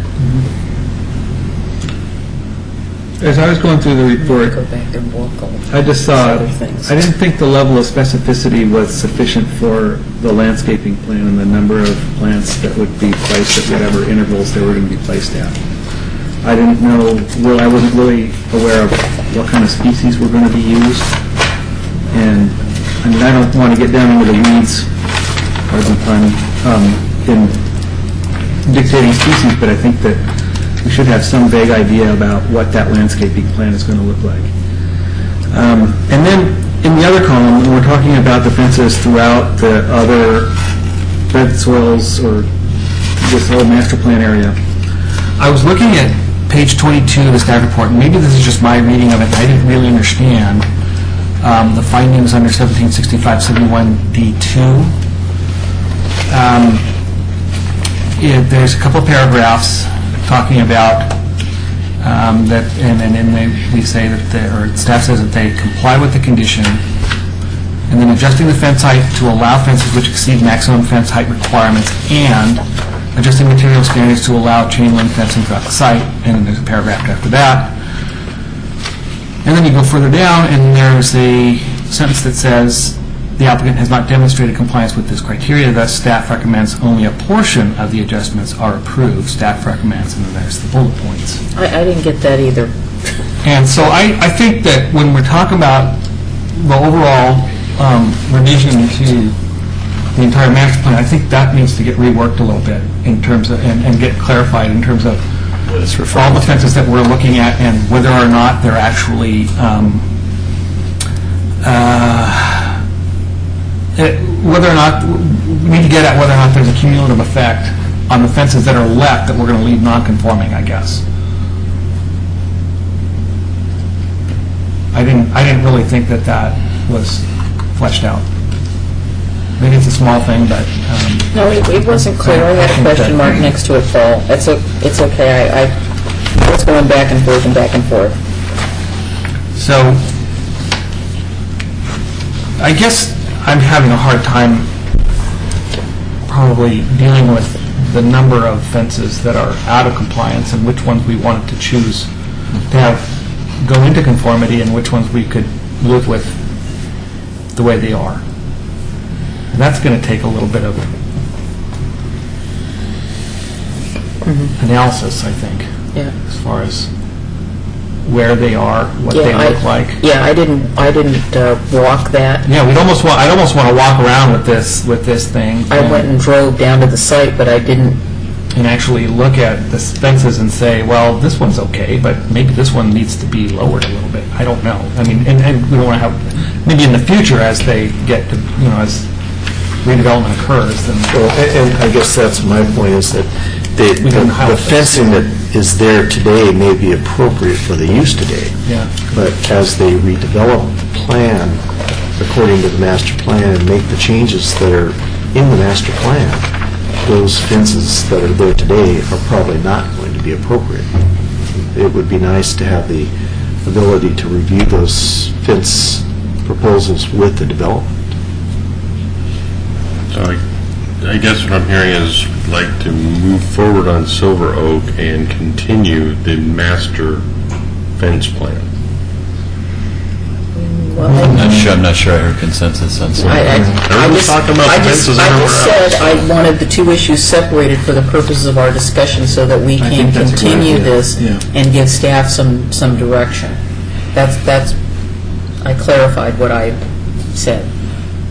Well, one thing that occurs to me, and I think Paul was talking about being able to visualize what the proposal is, this rendering that was produced shows a nice rendition of the fence with no landscape screening in front of it, and perhaps the applicant could come back with a rendering that simulated the vegetation that they're planning to put in front of that. I guess, and just going back to your question about page 22 and the finding there of where it doesn't comply. So where staff disagreed was that installation of new fences in the front and living room portion of the site shall comply with the Oregon City Municipal Code. So we see a lot of the I's, which were in what we refer to as the front and living room section of the code. The applicant had proposed larger fences there. Staff was making a finding and a condition that said those up there need to comply with our code for height and material. So I think that's where the reference was to why it didn't meet our code. Okay. But so what I'm hearing is a more detailed look at kind of each proposed adjustment and where it's at on the property. As it relates to existing fences. And the cumulative impact of the existing fences working together and the cumulative impact over a long term. And I guess I also hear is tools to utilize would be fence material, fence locations, setbacks from property lines, landscaping. Well, I think just going out and having a PowerPoint with some photographs of of all the fences that we're looking at. That are currently pre-existing non-conforming and that are being requested an adjustment to. On the large scheme of things, we're not looking at Silver Oak at this point. I guess the other thing I'd like to reiterate is I would like some acknowledgement in this master plan about what I talked about. Is that just because it's Red Soil's backyard doesn't mean it's somebody else's front yard, and there's really no acknowledgement in this plan other than a few cursory references that this is adjacent to, this neighborhood, and even if the jail has been there and everything else has been there since 1952, it's still somebody's, it's somebody's backyard, it's still the park, and I just think we kind of dismiss that although we're trying to meet the intent of what the county likes, there's two sides to every story. And and unfortunately, like you said, Charles, now, when I printed this off, of course, mine came out really, really dark, and it looks like a big, giant wall, but you can't control printers. So when I was looking at this, I was thinking, wow, that's pretty imposing. But it probably doesn't look like that with this particular, print job. So maybe a more thorough analysis on how this fence will affect the adjacent neighborhood is what we need. Is that what I'm hearing? And I guess the other thing is when I go back out there, I'm going to go over to the neighboring property because it was referenced several times that they're being vandalized. So what's going on over there?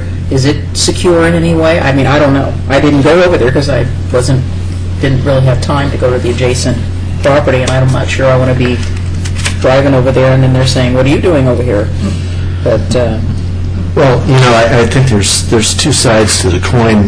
There's the aesthetics of what does the fence look like and how does it affect the environment. On the other hand, if I live a block away from the jail, I don't really want people coming over my back fence that got out of the jail either. So I'm concerned about security. I don't want to minimize security. I think it's just a question from me on the Silver Oak. That's I would expect that's going to be a long-term facility. It's probably going to be there for at least 20 or 30 years using that same function. So the question really is whether the fence needs to be 12 feet tall next to the park for their requirement for security. As far as the jail is concerned, I'm just thinking long-term. If they're going to replace the jail in 10 years or 12 years or whenever it is, if we can attach something to the master plan approval that says when that jail gets redeveloped, the fencing needs to be reviewed. This idea of double fences and a moat, you know? With alligators? Actually, Well, I don't it's gray uniformed people with their German shepherds marching back and forth No, in the zone with little cross signs Little that cross say signs. Achtung Mines. Two mines, yeah, maybe, you know. Oh, the moat could be a water feature. Yeah. So, Redirect the stream. in terms of asking for a continuance, where do we go? Do have we to need make to a form some kind of motion for that? We would request that you continue the public hearing with the record open to January 14th. I would move that we continue this public hearing to a date and time certain of January 14th at 7 p.m. Second. And before we go any further, I want to go on record with my objections to some of your aesthetics, so that people can address those on January 14th and not be blindsided. First off, as somebody who has litigated cases, I have no problem at all with a 12-foot fence. I can think of 100 different ways that a 12-foot fence saves cases. From something as simple as a drunk stumbling over and doing something because he's just drunk enough to think he can get away with it, to somebody standing in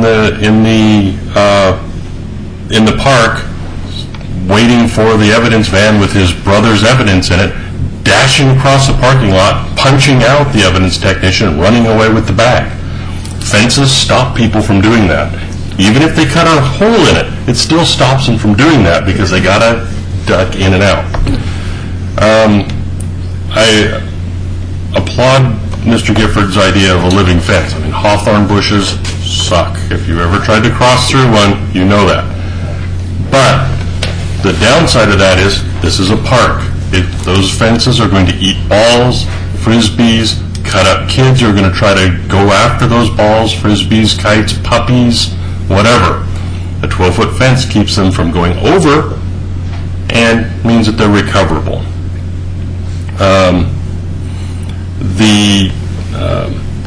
I understand, there's a walking path there, and it's walking next to a 12-foot fence. That's a big, tall, then that's an imposing structure. But it's clear to me from the pictures and from looking at the site that a 12-foot fence is less than 1/3 of the visual impact that a big warehouse slab-sided building is. If nothing else, it creates visual distance. It breaks up the eye. So it can just by itself be a visual accent. Sticking arborvitae every 4 feet or whatever to break up the eye, that's one idea, but again, it becomes a place to, you mentioned holly and ivy and all those other nice invasive species that climb really quick. So it's, that I don't have a real problem with.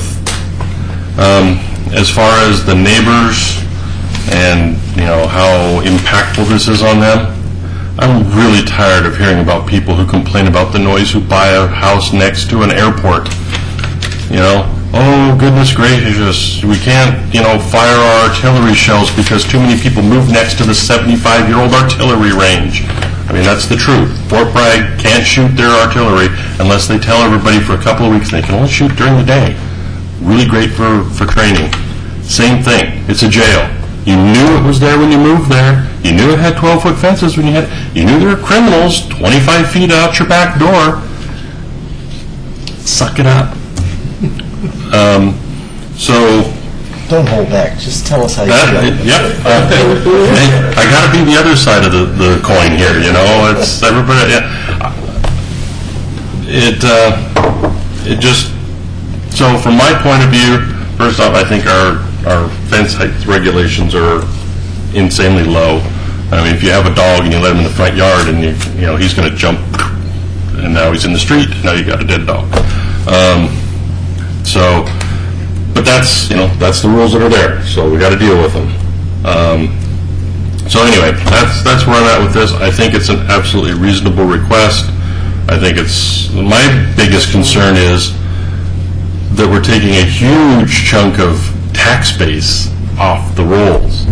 And that's where I think the county needs to come up with some mitigation. If that means they spend $250,000 on a prettier fence, that's their nod to Oregon City that, sorry, you've lost tax revenue. To me, that's the bigger issue than whether it's an 8-foot fence with razor wire or a 12-foot fence with slats. Is 20 years down the road, 30 years down the road, this is lost revenue to the city. So, That had to do with the question as to whether they were a contract purchaser or not. 'Cause yeah, well, that was sort of behind why it was asked. so it seems like a one-time or, once every 10 years expense to make this an attractive or less distractive nuisance would be to the county's benefit, and it's a nod to the city's loss. So there we go. I'm on the record. Have fun. I'll see you next month. I didn't disagree with what you said. No, you would entertain a motion for a continuance to January 14th. It's already been made, so I'm willing to vote. Yeah. Do we have a second? Seconded. Can I add one more thing? I think the other thing that we need to address for next time is that we need staff to, the recommendations in the, let me get to the last page, on page 53 are a little skimpy. And if they're requesting some sort of exception, I don't think there's enough specificity here that would justify that. It's just, let's just waive it all and be done with it, and I think it needs to be, based on what our decision is, there needs to be a lot more specificity as to why it's going to be happening, why we're recommending what we're recommending. It just, I have concerns about that. So, Tony, do you have a clear list of things that we're looking for to be clarified so that next time we can come back and make a vote? It's perfectly as clear as mud, right? Absolutely. I think what I heard a concern about having a better understanding of each of the adjustments, the existing condition, the non-conforming situations that exist on site, and what the cumulative effect of those requests are, preferably with pictures demonstrating the pre-existing non-conforming situation throughout the site.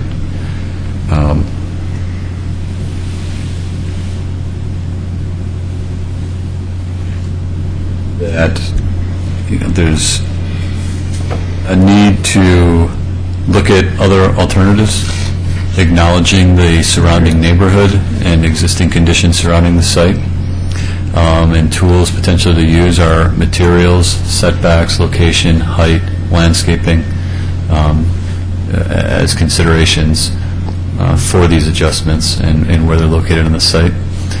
That there's a concern to try and understand the Silver Oaks facility, because it is more immediate, versus the opportunity to be able to look at this at a later date associated with future development when the adult facility moves and juvenile facility is brought in.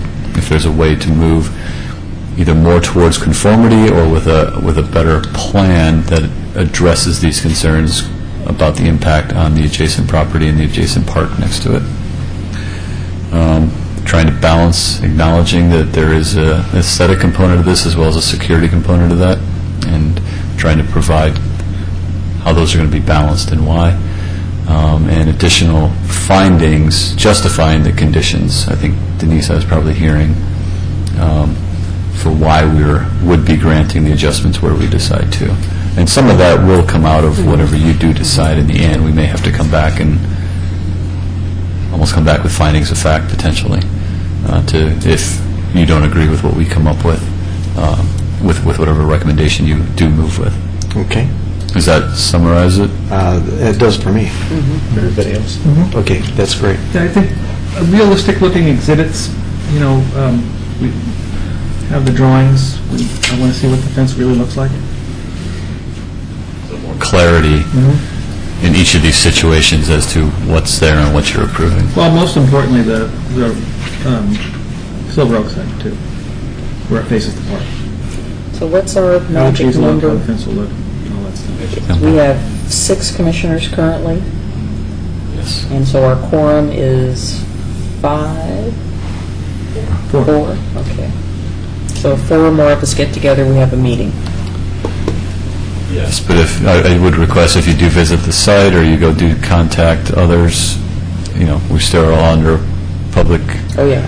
hearing, and that would all be disclosed at our next meeting as to any conversations that you may have with the general public, or any site visits you do, or any conversations you have with the property owners. Just be prepared to keep good notes and be prepared to disclose that at our next meeting. And how long does the neighborhood have to submit questions or information? They can bring it to, up to the night of the To the hearing. next hearing, okay. Yeah, prefer, I mean, it'd be helpful to have it ahead of time, but, you know, they certainly can bring it in the night of if they so choose. So they can come back next meeting? The record is completely open. Anyone could come and testify and submit new evidence. Okay, very good. Call for the question. So we have a motion and a second. Commissioner McGriff? Aye. Commissioner Maybe? Aye. Commissioner Espy? Aye. Commissioner Henkin? Aye. Chair Kidwell? Aye. Motion passes.